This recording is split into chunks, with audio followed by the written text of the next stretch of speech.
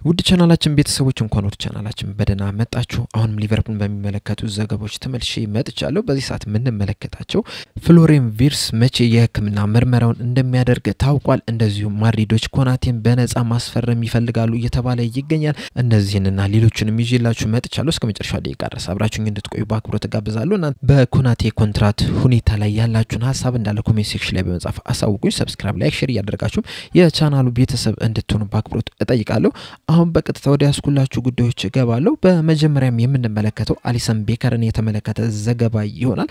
አሁን ላይ በወጡ ዘገባዎች መሰረት እንግዲህ አሊሰን ቤከር አንድ ዶክመንተሪ አዘጋጅቷል ተብሏል። ይህ ዶክመንተሪ እንግዲህ ርዕሱ አሊሰን ማይ ስቶሪ ይላል። በዚህ ዶክመንተሪ ላይ እንግዲህ የተለያዩ ነገሮች ተካተዋል ነው እየተባለ የሚገኘው። አንደኛው የተካተተው ምንድነው በ2024-25 የውድድር ዘመን ሊቨርፑል የፕሪሚየር ሊግን ዋንጫ ሲያሸንፍ እንግዲህ በሱ በኩል የነበረውን ሂደት እንዳለ ያሳያል ነው እየተባለ የሚገኘው።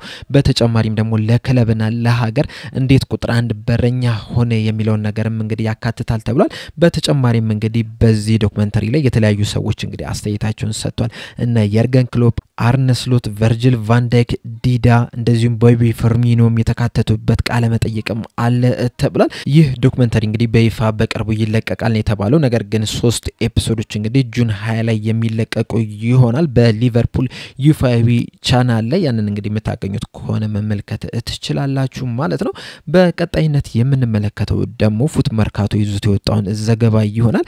እንደ ፉት መርካቶ ዘገባ ከሆነ እንግዲህ ሊቨርፑሎች ባርኮላን ማስፈረም ይፈልጋሉ ነው እየተባለ የሚገኘው። ለማስፈረም እንግዲህ ቅድሚያ ከታጩ ክለቦች መካከልም እንግዲህ አንደኛው ነው ተብሏል። በርግጥ ሊቨርፑሎች ብቻ አይደሉም ይህንን ተጫዋች ማስፈረም የሚፈልጉት።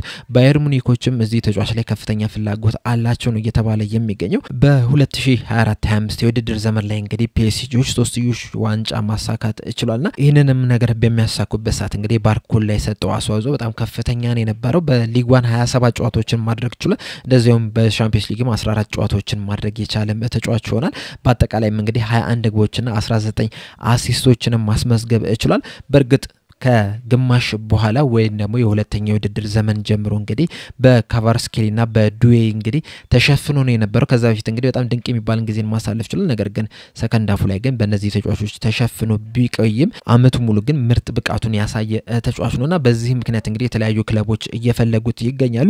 ከዚህ በፊትም እንግዲህ ፋብሪዚዮ ሮማኖ የተናገረው ነበር። ምንድነው ያለው እሱ ቀጣይ የፒኤስጂ ቆይቶ ያጠራጥራል ነው እያለ የሚገኘው። በርግጥ ፒኤስጂዎች እንግዲህ በቀጣይ አመትም በዛው በፒኤስጂ ይቆያል የሚል እምነት አላቸው። ነገር ግን ደግሞ እስካሁን ድረስ እንግዲህ የተረጋገጠ ነገር የለም ነው እያለ የሚገኘው። ምናልባትም እንግዲህ ተጫዋች ከፒኤስጂ የሚወጣ ከሆነ የተለያዩ ክለቦች ይህንን ተጫዋች ለማስፈረም ፍላጎት አላቸው ተብሏል። ባርኮላ እንግዲህ በፒኤስጂ ቤት የሚያቆየው የ3 አመት ኮንትራት አለው። ኮንትራቱ የሚያበቃው 2028 ላይ ነው። ስለዚህም እንግዲህ ከፒኤስጂ እንደዚሁ በቀላሉ ማስፈረም በጣም ይከብዳል ነው እየተባለ የሚገኘው። ነገር ግን ሊቨርፑሎች እንግዲህ እዚህ ተጫዋች ላይ ፍላጎታቸውን አሳይቷል ተብሏል። በቀጣይነት የምንመለከተው ጉዳይ ደግሞ ኮናቴን የተመለከተው ዘገባ ይሆናል። ማርካ ይዞት በወጣው ዘገባ መሰረት እንግዲህ ማድሪዶች ይህንን ተጫዋች ማስፈረም ይፈልጋሉ እያለን ይገኛል። በርግጥ ይህንን ተጫዋች ማስፈረም የሚፈልጉት በዚህ ሲዝን አይደለም። ነገር ግን ደግሞ 2026 ላይ በሊቨርፑል የሚያቆየው ኮንትራት ልክ እንዳበቃ በነፃ ወደ ማድሪድ መውሰድ ይፈልጋሉ ነው እየተባለ የሚገኘው። ይህንን ነገር እንግዲህ በትሬንት አሌክሳንደር አርኖልድ እንደዚሁም ደግሞ በምባፔም የተመለከተው ነገር ነው። በቅርቡ ግን ትሬንት አሌክሳንደር አርኖልድን ኮንትራቱን በሊቨርፑል ያለውን እንዲያበቃ አድርጎ ከዛ ወደ ማድሪድ እንዲሄድ በነፃ እንዲዘዋወር እንግዲህ ማድረጋቸው አይዘነጋም። ምንም እንኳን ለክለቦች ዓለም ዋንጫ ሲሉ 10 ሚሊዮን ፓውንድ አካባቢ ለሊቨርፑሎች ቢከፍሉ ማለት ነው። ነገር ግን ኮንትራቱ እንዲያበቃ አስደርገውታል። አሁንም እንግዲህ ይህንን ተመሳሳይ ድርጊት ኮናቴ ላይ ማድረግ ይፈልጋሉ ነው እየተባለ የሚገኘው። ኮናቴ ልክ ኮንትራቱ 2026 ላይ ሲያበቃ በነፃ ዝውውር ወደ ማድሪድ መውሰድ ይፈልጋሉ ተብሏል። እንደ ፉትቦል ኢንሳይደር ዘገባ ከሆነ ግን ሊቨርፑሎች የኮናቴን የኮንትራት ሁኔታን እንዲያበቃ እስከ ኦገስት ድረስ ጊዜ ሰጥተውታል ነው እየተባለ የሚገኘው። ኦገስት ልክ እንደደረሰ ግን ይህ ተጫዋች በሊቨርፑል የሚያቆየውን ኮንትራት የማይፈርም ከሆነ ምናልባትም ለሌሎች ክለቦች ሊሰጡት ይችላሉ ነው እየተባለ የሚገኘው።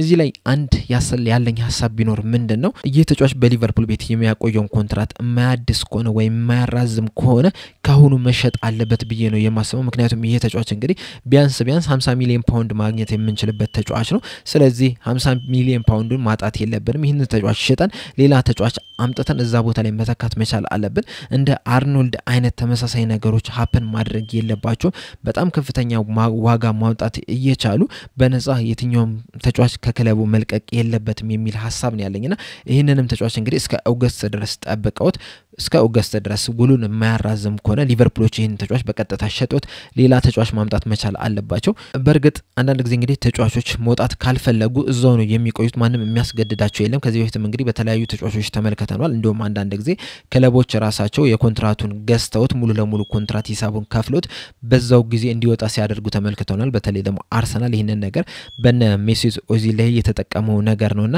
ሊቨርፑሎች ያንን ያደርጋሉ ተብሎ አይጠበቅም ነገር ግን ደግሞ አልወጣም ኮንትራት እስኪያበቃ ድረስ በዚሁ ቆያለሁ የሚል ከሆነ ደግሞ እሱ ያለ ሌላ ተከላካይ ተጫዋች አምጥቶ ይሄንን ተጫዋች ወደ ቤንችነት ማውረድ የተሻለ የሚሆነው ምክንያቱም እንግዲህ ሊቨርፑሎች ለቀጣይ ጊዜ ማሰብ መቻል አለብን ወይ ኮንትራቱን ማራዘም አለበት አይ የሚል ከሆነ ደግሞ ካሁኑ መውጣት አለበት እሱንም አልፈልግም የሚል ከሆነ ደግሞ ምንም አይነት ጨዋታ ከዚህ በኋላ ለሊቨርፑል እንዳይጫወት ነው ማድረግ ያለብን በርግጥ አሁን ላይ እንግዲህ ድርድሮች እየተካሄዱ ነው ያሉት እነዚህ ድርድሮችስ ወዴት እየሄዱ ነው የሚለው ነገር እንግዲህ እስካሁን ድረስ ይፋ የሆነ ነገር የለም ሊቨርፑሎች እንግዲህ በዚህ ሰዓት የተለያዩ ተጫዋቾችን ወደ ሊቨርፑል ቲም ለመቀላቀል እንግዲህ ከፍተኛ ጥረት እያደረጉ ነው የሚገኙት አንዳንዶቹ ተሳክቶላቸዋል አንዳንዶቹም ደግሞ ለመሳካት በጣም ቀርቧል ከዛ በኋላ እንግዲህ ሌሎች ቦታዎችን ለማጠናከር ትኩረት ያደርጋሉ ተብሎ የሚጠበቀው አንደኛው ቦታ ደግሞ የተከላካይ ስፍራ ነው እንግዲህ የኮናቴ ኮንትራት የሚያራዘሙ ከሆነ ከዛ በኋላ እንግዲህ አንድ ተጫዋች ምናልባትም የሚወጣ ከሆነ ሊያመጡ ይችላሉ ነው እየተባለ የሚገኘው ይህ የሚሆነው ግን የኮናቴ ሁኔታ ከተፈታ በኋላ ይመስለኛልና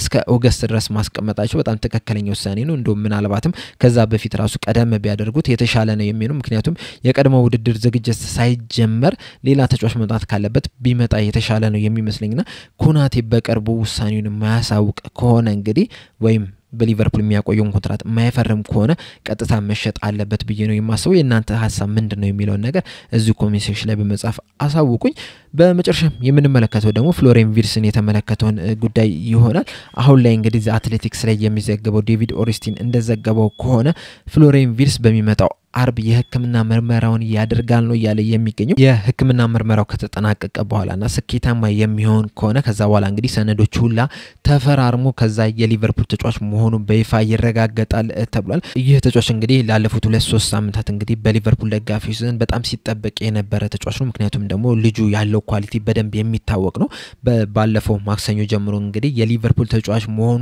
ኦልሞስት ተረጋግጧል ነው እየተባለ የሚገኘው የመጨረሻው ነገር እንግዲህ የሚወሰነው ምንድነው የሜዲካል ምርመራ ይደረጋል ሜዲካሉን የሚያልፍ ከሆነ እንግዲህ ሰነዶች ብቻ ተፈርሞ ከዛ የሊቨርፑል ተጫዋች ይሆናል በግል ጉዳዮች እንግዲህ ሁሉም ነገር ስምምነት ተደርሷል ነው እየተባለ የሚገኘው ዛሬ ላይ እንግዲህ ስካይ ስፖርት ይዞት በወጣው ዘገባ መሰረት ልጁ በአመት 10.2 ሚሊዮን ፓውንድ የሚያገኝ ይሆናል ብሏል ከዛ በኋላ እንግዲህ የቲሙ እንቅስቃሴ እየታየ የግል እንቅስቃሴ እየታየ ይህ ደሞዝ እንግዲህ እስከ 12.7 ሚሊዮን ፓውንድ ድረስ ይደርሳል ነው እየተባለ የሚገኘው ሳምንታዊ ደሞዙን ከተመለከተን ደግሞ በሳምንት 195,000 ፓውንድ ያገኛል ተብሎ ጥቅማጥቅሞቹ ሲጨመር ደግሞ እስከ 245,000 ፓውንድ ድረስ ያገኛል እያለን ይገኛል የስካይ ስፖርት ዘገባ በቀድሞ ክለቡ በባየር ሊቨርኩሰን እንግዲህ በሳምንት ያገኘው የነበረው 72,368 ፓውንድ ነው የነበረውና ከዛ አንፃር ስንመለከተው እንግዲህ የ100,000 ፓውንድ ጭማሪ ያገኘ ይሆናል ማለት ነው ወደ ሊቨርፑል በመቀላቀሉ ለሱም እንግዲህ በጣም ትልቅ ጥቅም ነው የሚሆንለት